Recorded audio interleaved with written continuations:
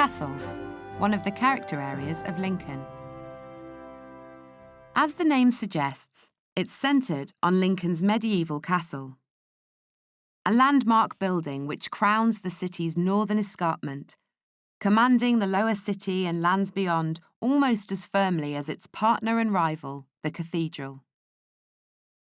But the area extends beyond the castle to include a number of buildings outside the walls, which fall under the castle's immediate influence. 1,000 years before there was a castle, a Roman fort of timber and earth stood here.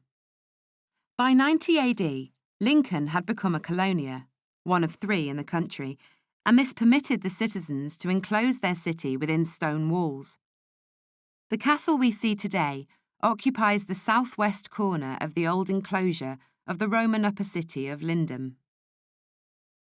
In the late 11th century, when William the Conqueror arrived at Lincoln, those already ancient walls were still defensible, and he made his castle here.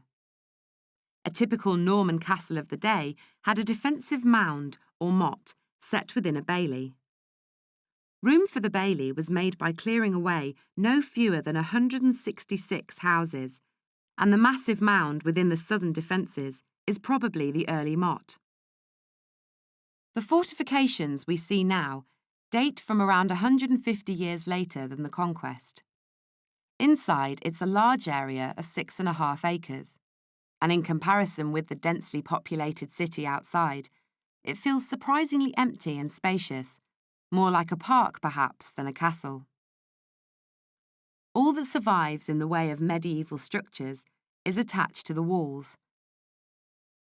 Near the northwest corner, the so-called West Gate. This medieval gate replaced the original Roman West Gate to the city, which was situated further north. On top of the motte mentioned earlier is Lucy Tower, the castle keep, which dates from the late 12th century.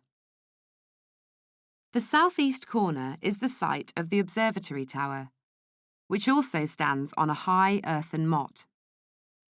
The name refers to its reinvention and reconstruction in the 19th century, and the whole impression now is of a picturesque ruin, almost a folly.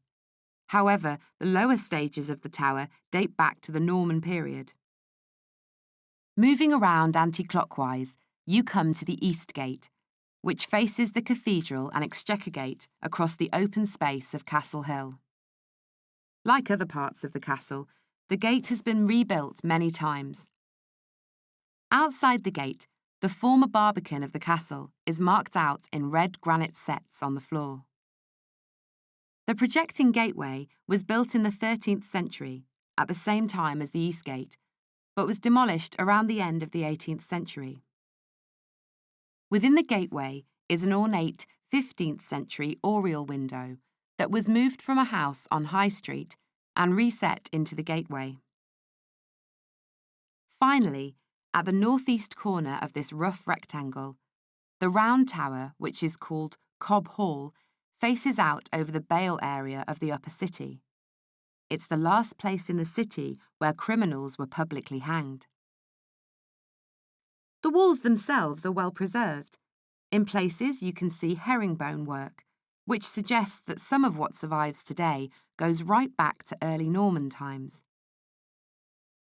From the outset, the castle defences acted as a large and impermeable block to movement through the city, and still in fact continue to do so today. To take traffic around the castle, it proved necessary to construct new roads. Union Road to the west, Westgate to the north, and Drury Lane to the south. By the later Middle Ages, the military function of the castle had dwindled, and gradually adjacent lands, including the defensive ditches, were sold off. Between the late 18th century and the early 20th century, many houses were built on the edge of the former defences. To the west, houses were built in the early 20th century, whose back gardens run down into the former defensive ditch, right beside the castle walls. To the north, land was originally developed with houses and small industries, but much of it has now been cleared for car parking. although a short run of 10 19th century houses survives between two such car parks.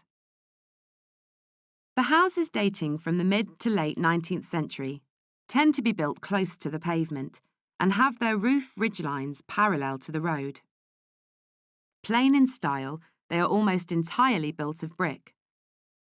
These buildings are an expression of building en masse that becomes common in the city during the latter part of the 19th century. Within a group of such houses, the materials used are generally prefabricated and are often identical. For example, windowsills and moulded brick decoration in the eaves. Many modern houses are built in a similar way.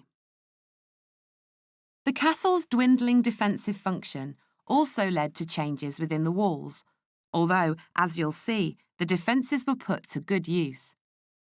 The prison and governor's house were built in two stages.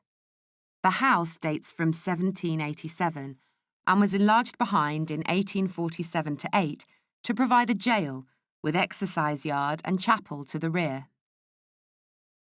Facing the castle's east gate down a long drive is the Regency Gothic Assize Courts of 1832-6. Today, the castle and the jail are key tourist attractions.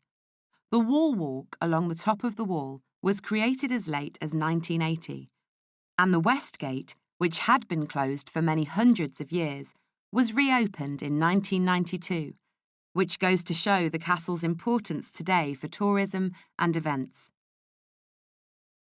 At the same time, the county courts continue to function, a link with the days when the castle was a centre of civic and public authority.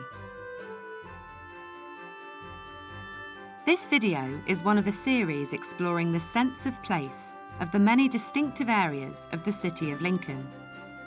Explore the Heritage Connect website to find out more about this or other areas of the city.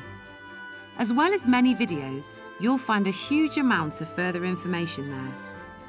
But best of all, wherever you are, keep your eyes open for more clues to the city's fascinating history.